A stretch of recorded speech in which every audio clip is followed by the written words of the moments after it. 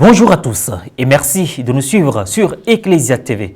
Le sommaire, une forte délégation de la commission épiscopale chargée de la pastorale sociale, conduite par Monseigneur Bruno Esoyedo, a visité les sites démolis de Jesco, Boribana et Banco 1 le lundi 11 mars dernier. L'Église appelle les fidèles à se mobiliser pour apporter aide et assistance aux impactés par ces opérations du district autonome d'Abidjan. La journée diocésaine de la femme de Grand Bassam s'est tenue le dimanche 10 mars dernier à la maison du clergé à Abro-Bakro. Les femmes AFEC et AFC ont célébré dans la communion et l'unité ce moment de retrouvailles. L'Église catholique en Côte d'Ivoire apporte sa compassion aux déguerpis des sites démolis Jesco, Boribana et Banco 1. Cette visite de solidarité et de réconfort, initiée par la commission épiscopale chargée de la pastorale sociale, a eu lieu le lundi 11 mars dernier.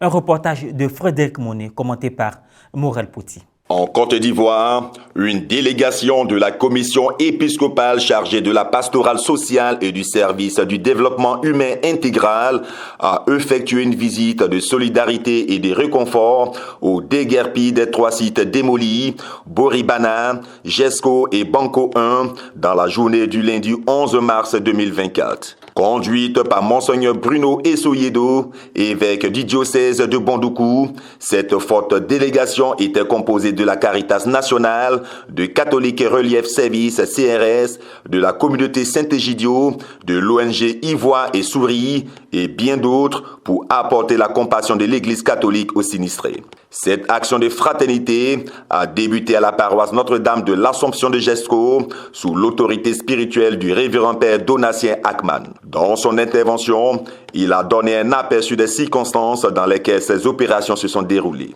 Cette destruction massive des emplois, les masques de magasins qui étaient appelés les apports de l'eau, et plus tard, sont venus pour la destruction même des habitants. Et nous avons constaté que dans les cités même étaient complètement rasées, et même une école était vraiment rasée. L'école chaque jour. À sa suite, s'est exprimé le porte-parole des familles impactées par cette opération de démolition de grande envergure initiée par le district autonome d'Abidjan. Représentant l'évêque du diocèse de Yopougon, Monseigneur Jean-Salomon Lesoutier, le directeur de Caritas Yopougon, le révérend père Charles Aurélien Esso, a livré le message de l'ordinaire du lieu. Que Monseigneur vous adresse ses salutations et il me dit de vous transmettre toute sa proximité et toute sa compassion à l'égard des sinistrés de cette circonscription ecclésiastique. Même son de cloche au quartier Banco 1 dans la commune d'Atekoubé. Malgré la promptitude de certains, rien n'a pu être sauvé. Le défilé des pelleteuses et caterpillars ont fait le lit à un tas de gravats, n'ayant pas épargné même la clôture de la paroisse Sainte-Joséphine Bakita dans le diocèse de Yopougon. Une paroisse dépourvue d'eau courante et des toilettes où les déguerpis ont trouvé refuge depuis la série de démolitions. Mon père, je n'ai pas grand chose à vous. Moi-même, ma maison, c'est ça, je prends pour m'occuper de mes enfants orphelins. Il y en a qui sont au nord à l'école. Aujourd'hui, le dit, si je me suis réveillé à un pleur, quoi, il faut les envoyer.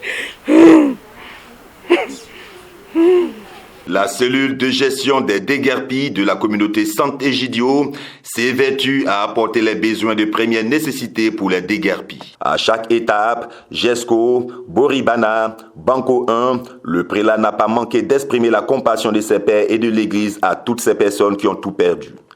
Nous prions le Seigneur pour que ses frères et sœurs, qui pour certains ont été marqués psychologiquement, moralement, et qui ont le cœur lourd, que le Seigneur, dans ce temps de carême, puisse apaiser leur cœur. Et nous lançons un cri de cœur vis-à-vis de l'État qui peut faire quelque chose, que l'État puisse faire quelque chose pour réparer les torts. La journée s'est achevée par la visite du site Boribana Marine. Ici, les familles sans domicile ont trouvé refuge au foyer des jeunes d'Atekoubé pour certains, sous les arbres et le 4e pont. À l'occasion de la célébration internationale des droits de la femme, les femmes du diocèse de Grand Bassam se sont retrouvées à la maison du clergé à Aboubakro le dimanche 10 mars dernier. Issues des deux associations AFEC et AFC, elles ont jubilé pour marquer cette édition de la journée diocésaine de la femme. Pierre Richemont, Guy Roche et Yao.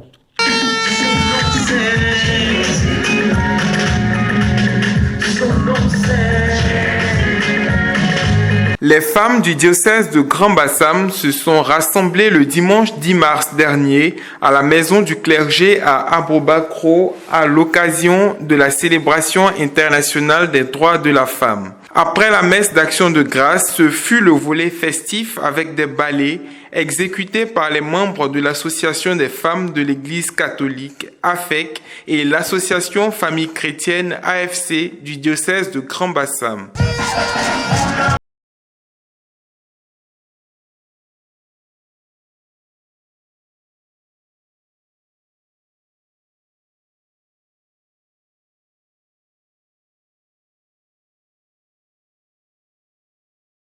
Avant les retrouvailles, s'est tenu un mini-colloque organisé de façon éclatée par secteur sur le terme de la femme vertueuse. La femme vertueuse, c'est celle-là d'abord qui sait soigner son langage, celle-là qui sait tenir son foyer, celle-là qui sait amener l'harmonie, n'est-ce pas, dans son foyer. Également, c'est celle-là qui sait parler, qui sait cultiver l'amour, la joie. Également, c'est celle-là qui sait combattre toute forme de discrimination là où elle est. Voilà la femme vertueuse. En somme, ce que nous avons fait ressortir de ce mini-colloque, c'était d'amener les femmes de notre diocèse à prendre en main le rôle que notre père évêque, le diocèse, leur confie, en étant témoins dans leur milieu de vie, en écoutant cette parole du Seigneur qui les interpelle à changer de vie, à être modèle de la société. Énormément appris avec notre aumônier sectoriel qui nous a parlé de la femme au foyer, des droits de la femme au foyer, comment se comporter avec son homme, à quel moment ne pas se fâcher. Il ne nous enseigne même pas à se fâcher.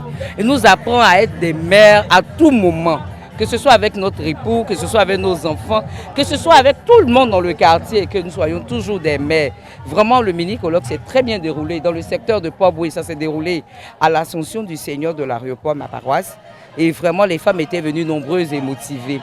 La présidente diocésaine de l'AFEC et des femmes se sont exprimées au terme de cette journée diocésaine. Ce moment a été vraiment impressionnant parce que nous avons passé un temps de communion avec toutes les femmes. Nous avons prié et cela nous réconforte. Et nous pensons que c'est un moment à perpétuer et nous encourageons toutes les femmes à participer à cet événement qui nous permet de vraiment nous lâcher véritablement et de comprendre le sens même de notre rôle dans l'Église. Nous avons vécu ce moment vraiment très crucial en nous donnant le rôle principal de la femme. La femme qui doit s'orienter vers la prière à l'exemple de la Vierge Marie. Et les femmes en général du diocèse de Bassam doivent, n'est-ce pas, œuvrer pour l'achèvement de notre cathédrale.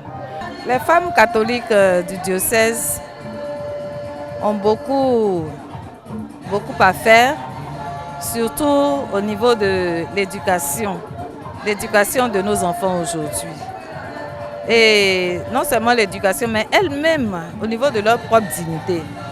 On a ce défi-là à relever pour que la dignité de la femme soit vraiment reconnue au sein du diocèse, au sein de nos communautés. Surtout que nous avons beaucoup de communautés rurales. Alors les femmes doivent pouvoir connaître le rôle important qu'elles doivent jouer au sein de ces communautés.